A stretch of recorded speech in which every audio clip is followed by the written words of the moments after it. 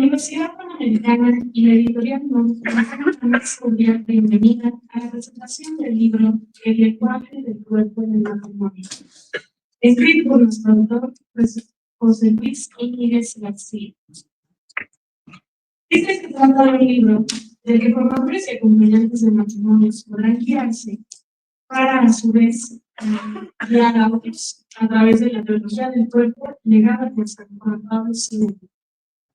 Este libro fue publicado por el editorial MON dentro de su colección Fides et Ratio, un sello que publica ensayos que reflejan la simbiosis entre disciplinas al momento de abordar la fe y los fenómenos religiosos.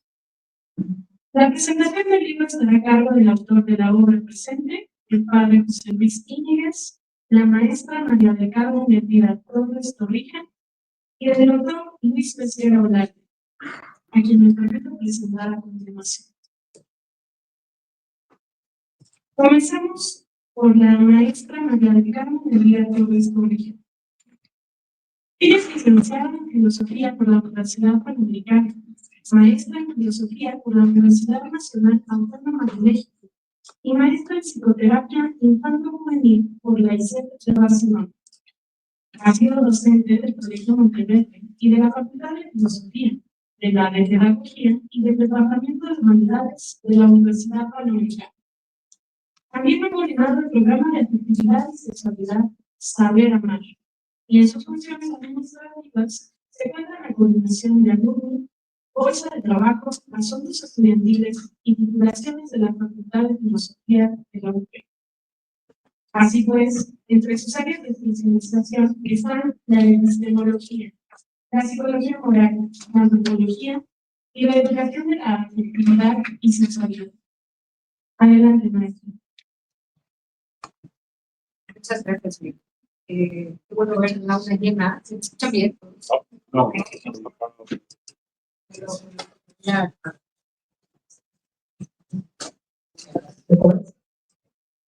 Pues lo primero que quiero hacer es agradecer al padre porque pues estaba un poco alejada del mundo académico, ¿verdad? No de las clases, pero sí del mundo académico. Y la verdad es que volver a la UP a presentar este libro de un tema que no solamente es muy importante, sino que además me encanta, pues la verdad es que muchas gracias. Fue un honor para mí que me permitiera presentar este libro. Y comentaba con el padre unos días antes de la presentación que, bueno, estoy casada y creo que cuando nos casamos no sabemos en qué nos metemos. Y creo que justo por ser esposa, por mi vocación al matrimonio, creo que disfruté mucho la lectura de este libro, porque pude profundizar en la importancia del sacramento y su significado a la luz de la teología de Juan Pablo II, y apreciar esa misión que se nos encomienda a los matrimonios de ser imagen de Dios y de su amor, pues es muy importante. Como lo explica el padre en su libro, hay una necesidad urgente de comprender la verdad del plan de Dios para el matrimonio, que es una realidad sagrada donde los esposos se entregan y se reciben con amor. Por eso el valor de este libro es para que pues, todos los casados, sacerdotes, formadores, conozcan y prediquen esta verdad en las parejas, en los novios que se están preparando para el matrimonio y en los esposos para que puedan vivirlo bien y que logren la santidad que es su amor. En esta presentación quisiera compartirles como como aproximaciones o dos lecturas que hice yo desde el libro, con la intención de sugerirles las ideas que el padre desarrolla y que me parece importantes para dos cosas, como para enfrentar los retos que el mundo contemporáneo nos pone frente a la construcción de la sexualidad, y también mostrar como la hermenéutica del padre para descubrir, comprender ese verdadero significado del matrimonio. Mi intención al compartirles mis lecturas es que pues, es invitarlos a correr, lo lean y pues seguir defendiendo y divulgando la maravilla que es la vocación al matrimonio y la verdad del don de la sexualidad. Entonces, respecto a mi primera sugerencia de lectura o de aproximación, es cómo el libro del padre responde a las discusiones sobre la sexualidad del mundo actual. Obviamente el padre no lo hace de manera directa, es una respuesta indirecta, pero justo por lo mismo me gustaría como expresarles lo que yo iba como concluyendo a partir de la lectura, teniendo en mente estas problemáticas. Y es que en el mundo actual, el lenguaje del cuerpo, del que habla tanto el padre, pues se reduce al final a un supuesto derecho al placer. Vivimos en un contexto en el que se confunde el amor con sentimientos espontáneos o con la satisfacción de deseos pasajeros. Y se cree que el compromiso para toda la vida, que debe ser fiel y entregado, pues es un ideal inalcanzable. Estas confusiones, creo, son fruto de una visión parcial y deformada del ser humano, que olvida su vocación al amor verdadero, al que estamos llamados y para el que fuimos creados, ¿no? Estamos creados para un amor grande.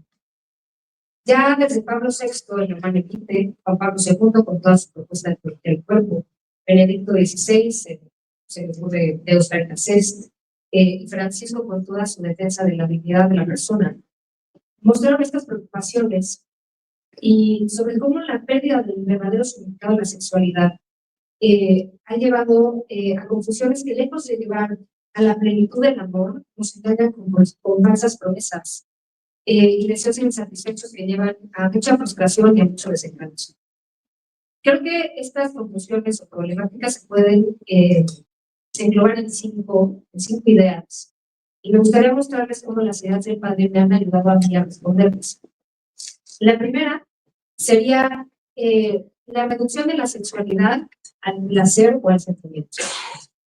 Ante esta problemática, el padre muestra en su libro cómo el amor matrimonial y el lenguaje del cuerpo se deben entender como una donación de uno mismo en el amor fecundo. La unión sexual en el matrimonio es importantísima, porque en ella los esposos se reciben como don en su totalidad. En su explicación de la realidad sacramental del matrimonio, el padre hace énfasis en el elemento material del matrimonio, es decir, que el consentimiento, o sea, el decir, no es suficiente, sino que este se realiza en la entrega sexual, que une el amor, que es hacer del otro yo el propio yo. En un sentido, no de apropiación cosificante, sino de donación.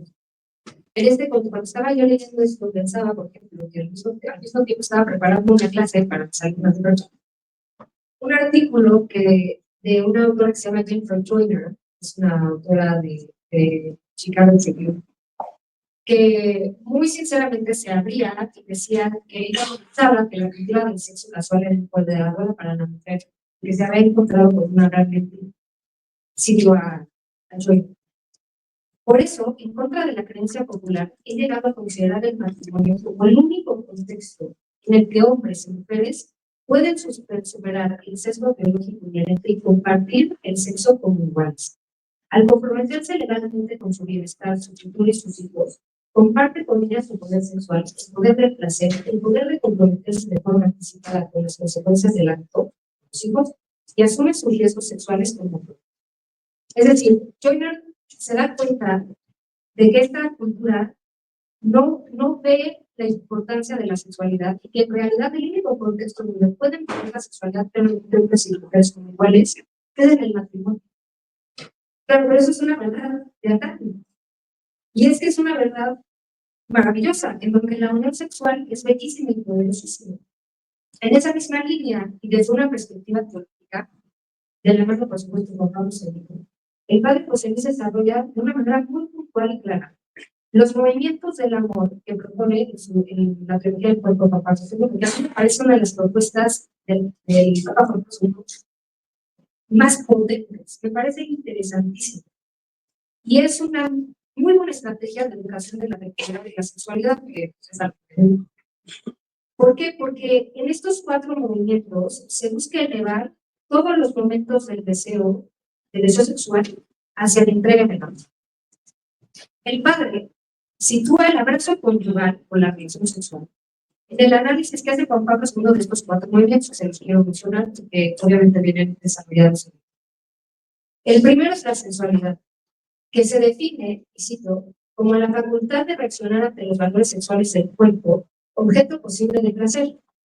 Es decir, que el deseo sexual es bueno. ¿Por qué me muestra al otro como un billete?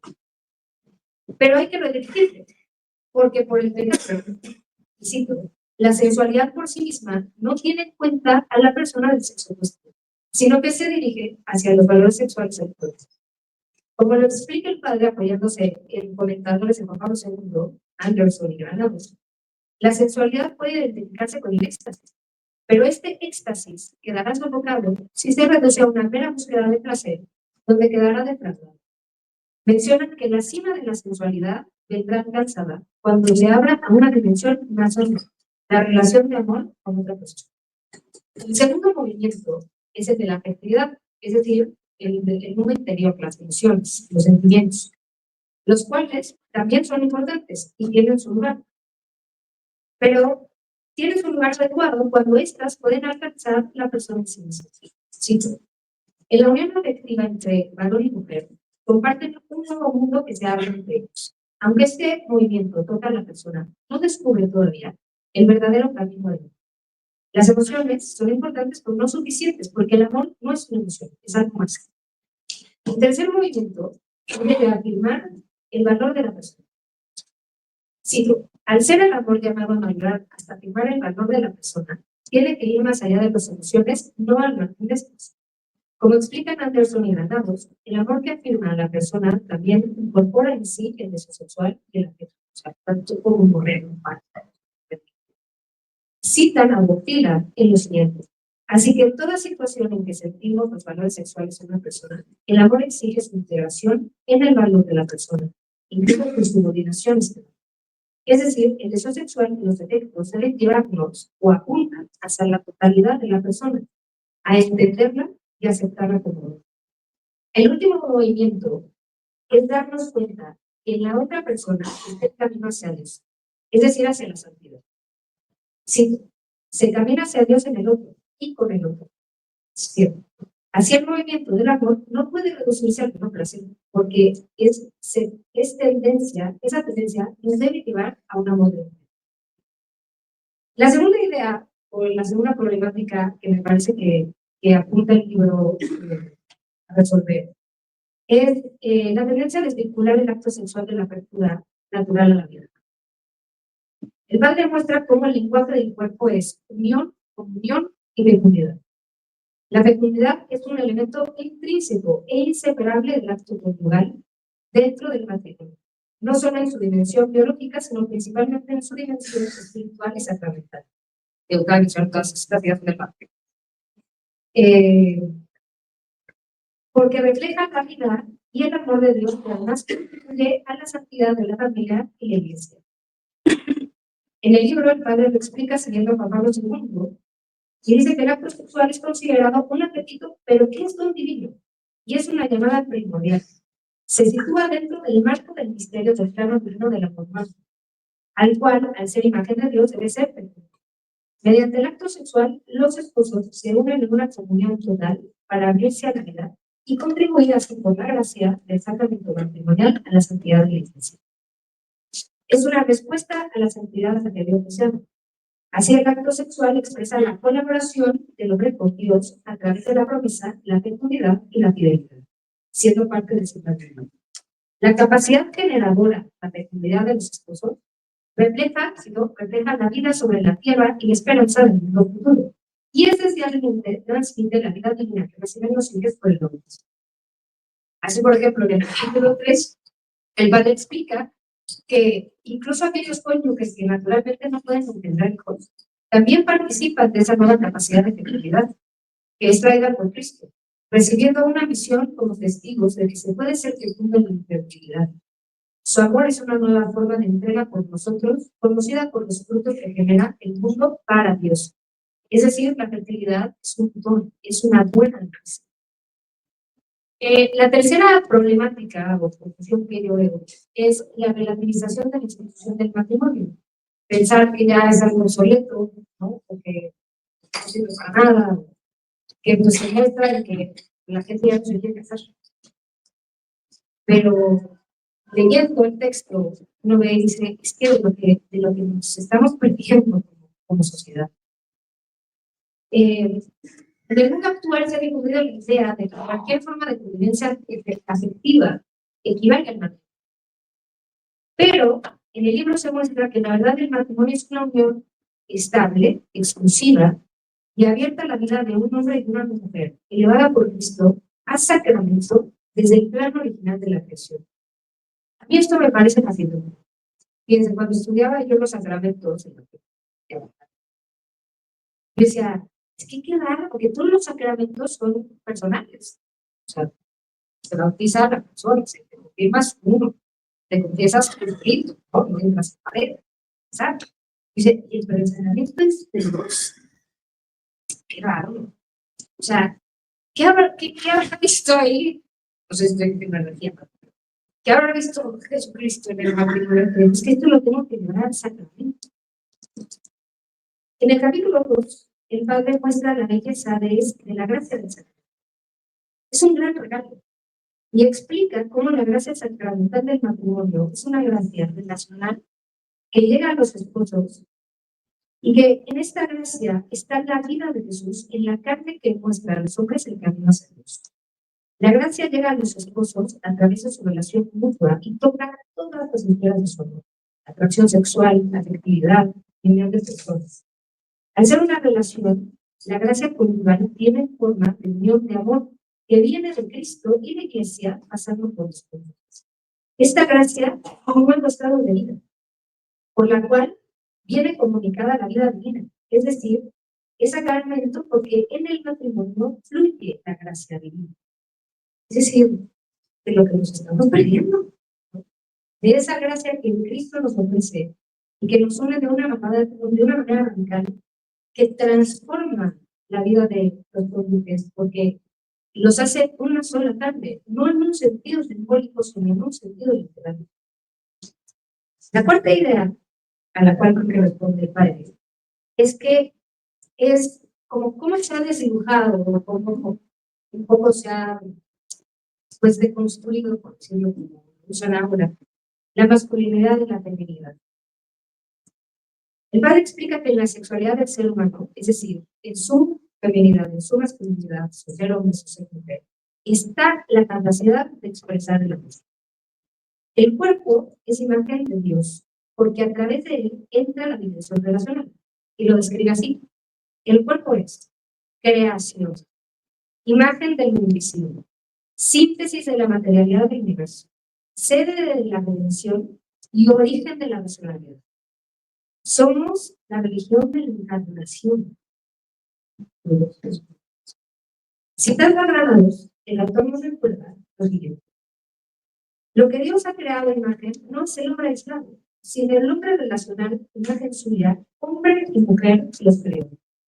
Al desarrollar las nociones de la soledad y la unidad originales en el capítulo 1, el padre explica cómo el varón y la mujer encontrarán su identidad en su relacionalidad frente a Dios. Es decir, la mujer revela o le revela al hombre quién es, y a la inversa, el hombre le revela a la mujer quién es ella. Recordar que estoy platicando con mi marido cuando estaba leyendo el libro, me decía, sí, es como piensa. Si llegara ahorita un alguien y se llevara a un bar, ¿no? Lleva acá, a Puse, aquí ¿no? y lo investigaran, dirían, bueno, pues sí, esto, a ver qué es esto, ¿no? ¿Para qué sirve? ¿No? O pues ahorita. Dice, pero al llegar al carácter sexual, pues no van a poder descifrar nada. ¿Por qué? Porque necesitan de la mujer. O sea, se explican mutuamente, se le explican el uno al otro. Y de esta experiencia de la soledad surge también la experiencia de la necesidad de la unidad. Es decir, hombre y mujer son complementarios. Y lo dice precioso, creo que pasamos en Juan Pablo II, esta expresión me pareció genial: la comunión en la diferenciación. Cada hombre es imagen de Dios como criatura racional y libre, capaz de conocerlo y amarlo. Eso es una de Juan Pablo II que está en el texto. Dice, leemos además que el hombre no puede existir solo, puede existir solamente como unidad de los dos y por consiguiente en relación con otra persona humana. Se trata de una relación recíproca, del hombre con la mujer y de la mujer con el hombre. Ser persona a la imagen y semejanza de Dios comporta también existir en relación al otro yo. Esto es preludio de la definitiva autorrevelación de Dios, uno y trino, y la mediante la comunión del Padre, el Hijo y el Espíritu. Por eso, el Dios cristiano, por eso a mí, por ejemplo, el Dios cristiano me parece el más convincente. Se me pregunta, ¿por qué eres católica? Porque Dios es trino, porque Dios es relación, porque es la única manera que puede ser amor, porque el amor no se puede dar en solitario. Finalmente, la última idea, que creo que responde el libro del Padre, es la percepción de la moral sexual como una imposición externa. Desde su explicación de la realidad sacramental y de entender el verdadero lenguaje del cuerpo, se comprende cómo la moral sexual de la Iglesia no es un conjunto de provisiones externas o arbitrarias, sino que en realidad es una enseñanza que responde a la verdad del amor humano, destinada a la plena realización de la persona en comunión de vida y amor. El Padre explica que el valor de la sexualidad basado en el significado espontáneo del cuerpo no puede ser considerado a partir de las normas de comportamiento que se van construyendo en el tiempo y de acuerdo a cada cultura, porque este valor se remonta al principio y tiene una dimensión originaria. Sí, de manera que ya no son dos, sino una sola carne. La conciencia del significado espontáneo del cuerpo se advierte, nos dice el Padre, cuando el hombre se da cuenta, cae en la cuenta de su capacidad punitiva y procreativa. Es decir, esta moral no es un invento, no es una arbitrariedad, es custodiar el amor que es imagen de Dios y alegría de los sueños. Les comparto ahora mi segunda lectura. Creo que en cierto sentido se puede decir que el Padre nos lleva por un recorrido teológico para entender el origen del amor conyugal y el verdadero lenguaje del cuerpo, desde el matrimonio originario, previo a la caída, previo al pecado original, en donde las notas claves son la soledad, la unidad y la desnudez originarias, que son la clave que nos van a mostrar el plan original de Dios. Para después pasar a una relectura del lenguaje del cuerpo a partir de esas bases, pero una vez que hemos caído, ¿no? O sea, tras el pecado hay que volver a redescubrir ese lenguaje para finalmente explicar el sentido escatológico y cómo el matrimonio es camino de salvación. Ahora sí me voy a ir en un sentido más ordenado de cómo se escribe el libro. O sea, primero fueron como muchas ideas, después me voy a ir en un sentido más. ¿Sí? Muy perfecto. Entonces, bueno, en esa parte a lo mejor nada más le apunto algunas ideas y le dejo a Luis que va a profundizar en eso. Creo que en el primer capítulo lo más valioso es entender ese plan original, en donde no había lugar para la concupiscencia ni a una visión lujuriosa porque se veían a través de la visión de Dios. Ese es el propio significado esponsal del cuerpo, el poder comunicar la positividad, que es aceptación y donación libre. En el segundo capítulo me parece importante, y ahí a lo mejor sí me detengo un poquito, Luis, porque es toda una reflexión, digo, claro, con muchas ideas, pero de esa carta a los Efesios, a mí me da risa porque es muy controvertida. Los que ya están casados, se van a casar. Cuando uno se va a casar, le dan de escoger una serie de lecturas para que se lean en la misa. Hay varias. Todo el mundo escoge Corintios. Oh, el amor es paciente. Y nadie escoge Efesios. Pero ¿qué creen? Como yo tengo un marido también teólogo, en mi boda se leyó Efesios. Ahí les va. Dice, estén sujetos unos a otros con el temor de Cristo. Ahí les va porque es como las mujeres a sus maridos como el Señor, porque pues, estén sujetas las mujeres a sus maridos como el Señor. Porque el marido es cabeza de la mujer, así como Cristo es cabeza de la iglesia, que es su cuerpo del cual es el Salvador. Pues como la iglesia está sujeta a Cristo, así también las mujeres a su marido sujeto. Pero, maridos, amen a sus mujeres como Cristo amó a su iglesia y se entregó a sí mismo por ella, para santificarla, purificándola mediante el baño del agua y por la palabra. Cuando el sacerdote que dio el evangelio, la Biblia, nos decía amén. Ustedes creen que esto es un reto para la mujer, pero el gran reto, y decía Alejandro, es que tú te tienes que subir a la cruz por ella. Y es verdad, escojan eso. Explicando esta cita, el padre menciona un concepto que a mí me parece una de las grandes aportaciones de la teología del cuerpo de Juan Pablo II, que es la gran analogía. La gran analogía es entender el matrimonio como imagen de la Trinidad divina. El padre explica cómo el cuerpo humano en su masculinidad y su feminidad está hecho para la comunión, para el don mutuo. Esta estructura del ser humano revela de manera insuperable la vocación al amor, entendido como una entrega total de sí mismo. Por lo tanto, el amor matrimonial debe ser de entrega total, porque Cristo amó a la iglesia y se entregó a sí mismo por ella. Purificador y fecundo, porque Cristo no solo ama, sino que la purifica. Así el matrimonio es un camino de santificación recíproca, donde los esposos se ayudan mutuamente a ser santos y a ser más plenamente a lo que están llamados, es decir, a ser de Cristo. Indisoluble, porque la alianza de Cristo con la iglesia es eterna. No importa no importa que haya sido infiel. La indisolubilidad del matrimonio no es una carga impuesta, sino la forma misma del amor divino. Yo con mis alumnas les doy misa porque les digo, a ver, ¿qué pasa si llega el galán y les dice, oye, ¿qué tal que nos amamos 2 años y medio y luego ya? Y sabes, obvio, yo, claro, porque el amor exige permanencia. El amor exige totalidad. Y es un amor que tiene que tener su fuente en la Eucaristía. Porque en la Eucaristía, Cristo entrega su cuerpo y su sangre por la iglesia. El acto conyugal, la relación sexual vivida en la gracia, es un eco sacramental de esa entrega, en donde el cuerpo dice lo que dice la fe, expresa la fe, y el amor conyugal se hace liturgia de la vida. En resumen, este libro es una maravillosa contribución a la enseñanza de la Iglesia sobre el amor humano, la cual, como buena madre, nos enseña cómo debe ser ese amor para el cual fuimos creados y que nos ofrece una vida más grande, más libre y más bella. Muestra cómo el cuerpo no es un instrumento separado de la persona, sino su expresión misma, y cómo el acto sexual en su verdad es un lenguaje de entrega total y fiel. El cuerpo del varón y de la mujer en su forma diferenciada muestra una misma vocación al don de Dios. Esa diferencia no divide, sino que revela más plenamente el misterio del amor humano. En cada uno de ustedes está inscrito ese llamado que interpela al otro. Esto nos debe llevar a entender que la moral sexual, lejos de ser una negación del amor, es purificación y preparación para ser don. Pero lo maravilloso del amor sacramental es que no solo se esfuerza humano. El amor fiel, puro y fecundo es fruto ante todo de la gracia de Cristo que pasamos.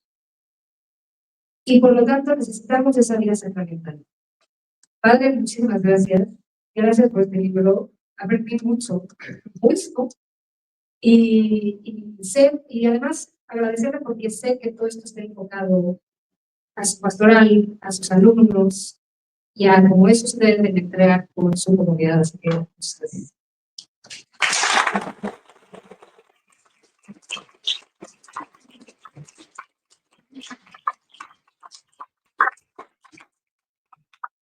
Muchas gracias por su participación. Continuamos con el doctor Luis Pesquera O'Reilly. Luis Pesquera es maestro en filosofía por la UP y en administración de empresas por el ITESM, y es doctor en teología por la Universidad de Navarra. Desde 2011 forma parte del claustro académico de la Universidad Panamericana en México, donde actualmente es jefe de la Academia de Teología y colabora como profesor en el Instituto Teológico Digital IT. Además, pertenece a la Academia Mexicana de Teología. Es organizador del Seminario de Estudios Teológicos del Instituto de Humanidades. Es también el creador del podcast Nunci in Lingua Latina, International Newcast, y autor de nuestro libro en editorial No, La Teología en la Universidad, a la luz del Papa Francisco, Experiencias Docentes. Sus áreas de interés son Santo Tomás de Aquino, Ética, Ley Natural, Benedicto XVI, Teología del Logos, la teología en la universidad, entre otras. Adelante, doctor. Gracias. La presentación más interesante es un podcast, gracias por eso, con un señor de la primera exposición, está padre. Es un noticiero semanal en latín y lenguas modernas, 15 minutos. Escuchen. Y antes que nada, muchas gracias por asistir a todos, muchos saludos, gracias a todos que están de pie, viendo. Saludo a los representantes de la Episcopal Apostólica, bienvenidos a la universidad. Gracias al profesor, al padre José Luis Íñiguez por la presentación del libro. ¿Se escucha? Sí. Y bienvenidos. Voy a hacer una presentación bien breve, más bien técnica, de cómo se puede leer el libro, cómo está organizado el libro, a mi juicio. Antes diría que, siendo muy evidente por el tema del matrimonio y de la familia, siempre va a ser un tema actual. Es decir, este libro llega siempre con la actualidad, como siempre han llegado todas las nuevas cuestiones sobre el matrimonio, porque es un tema de toda la vida, una central en la vida cristiana, de la vida humana, muy importante. Qué padre, el profesor José Luis Íñiguez escribe en ese esfuerzo por hacer una reflexión teológica que ayude a comprender mejor la realidad, comprendernos y comprender la realidad que uno vive, los que están casados en el matrimonio. Es muy evidente, bueno, sabemos que el Papa Francisco, muy llorado por todos, le da gran importancia a este tema, dedicado a la exaltación apostólica, al amor de la familia y a el matrimonio. En ese caso, único, por declaración. Dentro de esta gran importancia, la educación de también es la maestra encíclica.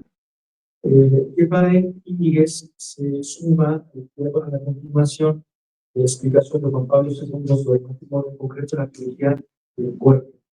Es bien difícil de leer, por mi juicio, pero vale la pena hacer el intento. Son 5 años de audiencia del Papa, bien interesantes. Si uno tiene un poquito de paciencia, pues va leyendo y va entrando en la manera de explicación, de los términos, y sabe, y uno resulta muy iluminado, resulta bien interesantes para comprenderse mejor.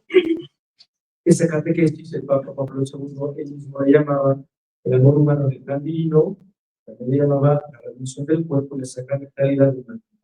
Esa línea está escrito en el libro. Aquí les voy a dar una clave de lectura que se puede servir. El Concilio Vaticano II también se habla del matrimonio, la segunda parte, cuando se habla de la situación actual, se refiere al matrimonio, dedica 3 párrafos, y en uno de ellos hace un resumen, y si uno lo lee después el libro, dice, oye, este mismo tema con un enfoque. Si tienen poco tiempo y no lo alcanzan a leer el libro, o leer este párrafo del Concilio, ya más o menos se hace el problema de el libro, que parece el libro. Cito, dice, este amor se expresa y perfecciona singularmente con la acción propia del matrimonio. Por ellos, actos donde los esposos se unen íntimamente, castamente entre sí, son honestos y dignos, y ejecutados de manera verdaderamente humana, significan y favorecen el otro recíproco, por el que se enriquecen mutuamente en un clima de gozosa gratitud. Este amor, ratificado por la mutua fidelidad y, sobre todo, por el sacramento de Cristo, es insolublemente fiel, fuertemente, en la prosperidad y en la adversidad. El libro va a seguir este mismo recorrido.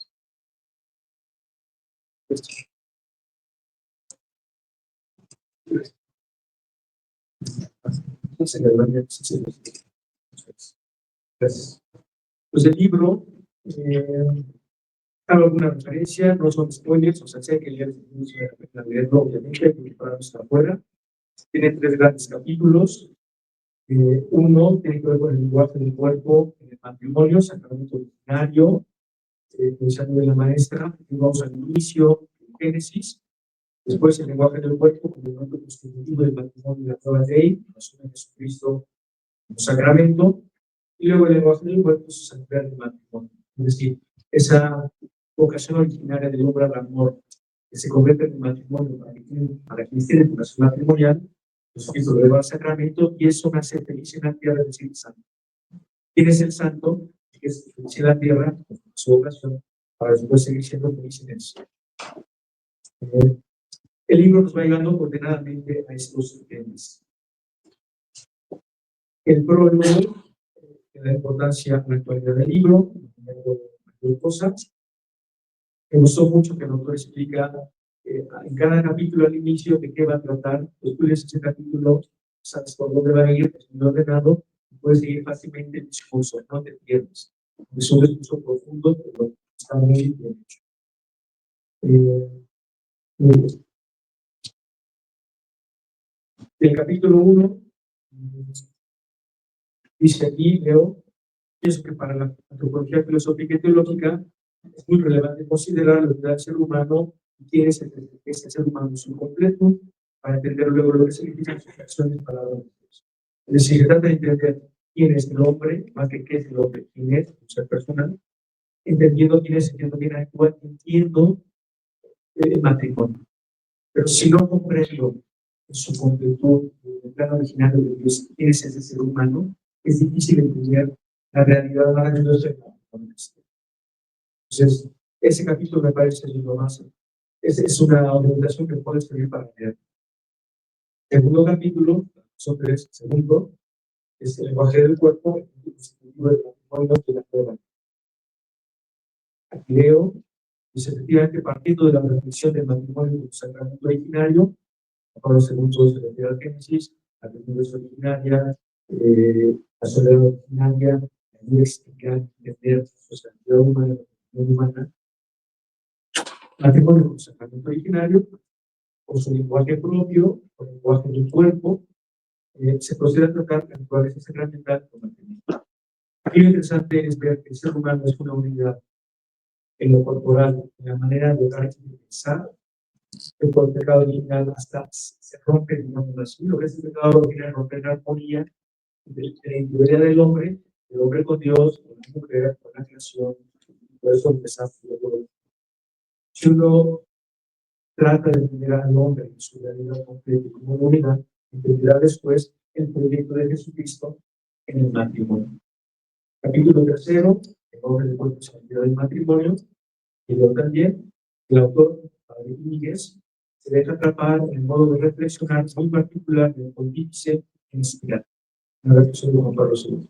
El autor lo entiende, por huellas de ese camino. Se deja llevar por un potente tornado que se llama San Juan Pablo II. No hablo nada de la conclusión, hablo con el libro para leerla. Ojalá lo pueda leer, su lectura. Muchas gracias a todos por estar aquí. Gracias por la atención. Gracias.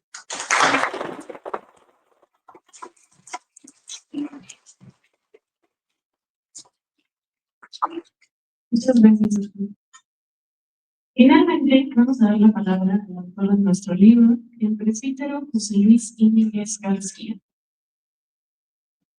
Nacido en 1986 en Guadalajara, Jalisco, es hijo de los encomiables José Luis Íñiguez Rojas y María Laura García Toledo. Ella descansa en la casa del padre. Ingresó al seminario menor a la edad de 15 años y posteriormente se licenció en Filosofía y en Teología en el Seminario Mayor de Guadalajara. Ordenado sacerdote en 2015. Realizó su licenciatura especializada en Teología Dogmática en la Universidad Pontificia de la Santa Cruz en Roma y actualmente es doctorando en la Universidad Pontificia de México. Ha impartido cátedra en el Instituto Juan Pablo II, la Universidad Panamericana, tanto en el campus Guadalajara como en el CBMX, en el Seminario Mayor de Guadalajara y en el Instituto Teológico Digital ITED. En cuanto a su vida pastoral, ha sido vicario parroquial en las comunidades de Nuestra Señora del Perpetuo Socorro y San Judas Tadeo en Guadalajara. Hoy es colaborador local en la Nunciatura Apostólica en México, investigador en el Centro de Familia, Bioética y Sociedad CEFABIOS y abogado de causas de nulidad matrimonial en la Arquidiócesis de Guadalajara. Adelante. Muchas gracias. Obedeciendo mi costumbre, como sabrán mis alumnos, me pongo de pie para hablar un poquito, porque soy un poquito así. Entonces, si me quedo sentado, bueno, bien. Agradezco a cada uno de ustedes que esté aquí y quiero explicarles algunas razones personales que me han llevado a escribir el libro que tienen ustedes. Una razón personal donde desnudo mi alma en este momento es en un tiempo, en un periodo, mis padres estuvieron separados. Y yo sentía el amor de mi padre y sentía el amor de mi madre, pero no me sentía tan amado como antes. Pero después observaba cuando Dios me dio la gracia de reconciliarse, y mi papá le decía los piropos a mi mamá, se lo decía a ella, pero a mí me ensanchaba el corazón. ¿Y por qué? En ese momento lo investigué, hasta más grande. ¿Por qué me ponía contento que mi papá tratara bien a mi mamá o que mi mamá tratara bien a mi papá? ¿Por qué? Porque soy hijo de los dos. Porque hay un amor en relación del que yo procedo. Y no me aman como individuo, sino en la relación. Esa es una razón, digamos, personal, donde desnudo mi alma para decirles a ustedes, a mí me ha pasado así, después lo he pensado. Pero luego otras razones ha sido que he hablado de las causas de nulidad matrimonial, me doy cuenta que muchísima gente que se acerca al matrimonio se acerca sin saber qué es, ni qué exigencias tiene. Se acerca porque ya fue mucho tiempo de noviazgo, porque ya hay presión social o porque quieren un gran evento. Pero no se dan cuenta de la belleza que encierra el matrimonio. Y la belleza que encierra el matrimonio es la vida divina. Yo no puedo ver la vida divina si yo no estoy acostumbrado a tratar a Dios. No puedo contemplar la belleza cuando no estoy dispuesto para contemplar. Muchas veces la gente se acerca así al matrimonio y no contempla la belleza divina que eso encierra y se dejan llevar por tantas otras cosas. Pero es que no está esa belleza, ¿sí? Sí. Pero luego es que no lo hemos contemplado o no se ha sabido bien. Otra razón ha sido que esta razón es teológica, que me doy cuenta que poco hemos reflexionado sobre la belleza del matrimonio como tal.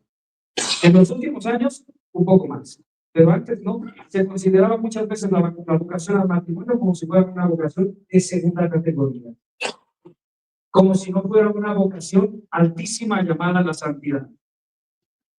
Entonces, aquí algo falta en la reflexión teológica.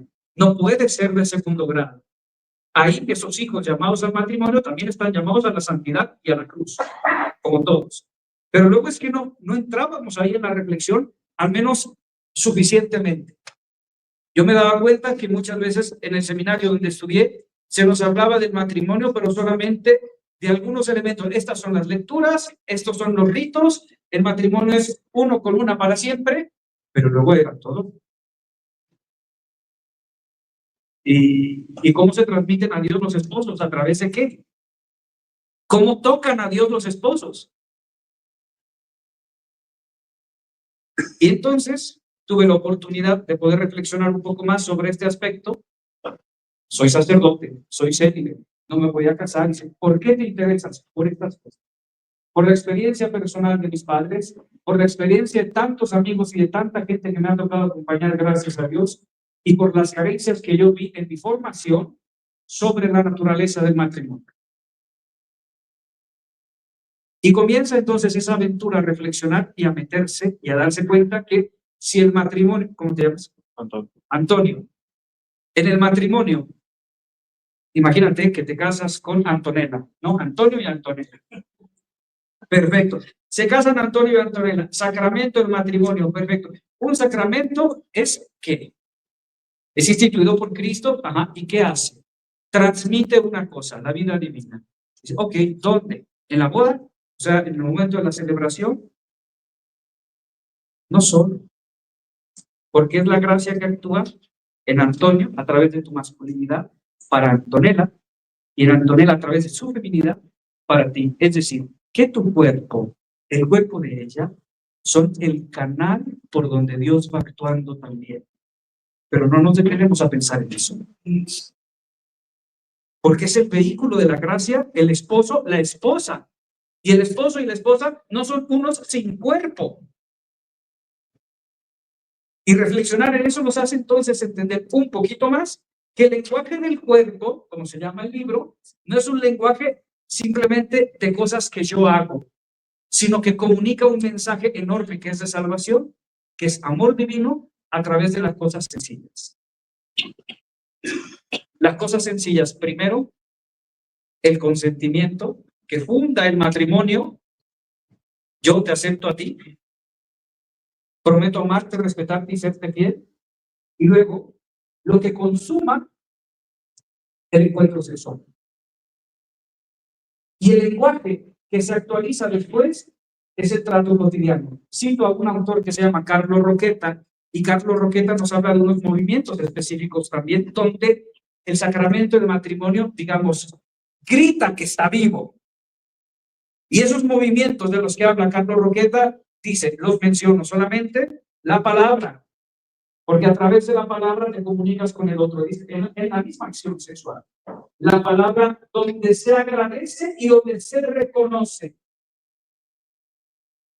Porque no son animales apareándose, son personas amándose. Después viene la mirada, donde te encuentras en el otro y donde reconoces que el otro es para ti, no como una cosa, sino como una relación que funda amor. Después Carlos Roqueta hablará de la caricia, que la caricia es algo que te hace sentir vivo y hace sentirle al otro que está vivo. Y por último, Carlos Roqueta hablará entonces del abrazo. Como la caricia, la cosa más íntima que sean dos personas es el abrazo conyugal. Es su relación sexual. No hay una cosa más íntima entre dos seres humanos que esta. ¿Y qué se transmite? Muchas veces el perdón. Pero también se transmiten ahí el signo del amor de Dios. Considerando esto, decimos, hombre, entonces el lenguaje del cuerpo humano en el matrimonio ha de ser un lenguaje que me lleve a Dios, que me hable de Dios. Y entendiendo estas cosas desde la perspectiva de la teología del cuerpo, que es la que yo toco, el marco donde se lleva a cabo ese abrazo conyugal es la ternura de haberse sentido salvado y amado por Dios. No es lo mismo una relación sexual en los esposos llena de ternura y de amor que una relación sexual llena de deseo de posesión. No es igual. En las dos hay placer, sí, pero no es igual. ¿A quién le gusta que lo hagan bonito? ¿No? ¿A quién le gusta querer bonito? ¿A quién le gusta sentirse usado? Igualito en la relación sexual, en los esposos. Querer bonito, o sea, amar bonito a la gente, dejarse amar bonito también, pero esto es en el marco del matrimonio, porque es un sacramento que el Señor ha instituido para transmitir su vida a los que son llamados a esta vocación. O sea, como se dice hoy, no hay que ser migajeros, ¿no? Migajeros, no. O sea, no anden por las migajas. Vaya por el pan completo. Y el pan completo tiene que ver también con esto. Dios mío, me alimentas, no me das limosnas. Y el alimento me da vida, me da salud. Y ese alimento también es un sacramento tan especial como en el matrimonio, y allí la cereza del abrazo conyugal. Los demás datos teológicos los pueden leer en el libro. Ya nos habló muy bien, y agradezco tanto a Mari Carmen, agradezco al profesor Luis también. Esto es simplemente expresarles a ustedes mis motivaciones, tratar de traducir el lenguaje teológico a un lenguaje más ordinario, para que vean cuál es el espíritu que encierra ese libro. Aprovecho también para dedicar la presentación a los matrimonios que están aquí, a los futuros matrimonios también, de manera muy sentida a mis alumnos, y de manera muy particular a Rafa y Claudia, que estarán por cumplir 30 años de casados en los siguientes. No sé si me adivina.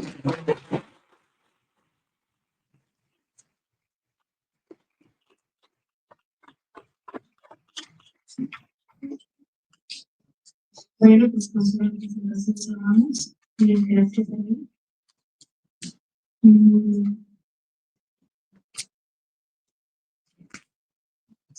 Tenemos unos minutos para preguntas. ¿Alguno quiere dirigir alguna pregunta a los ponentes?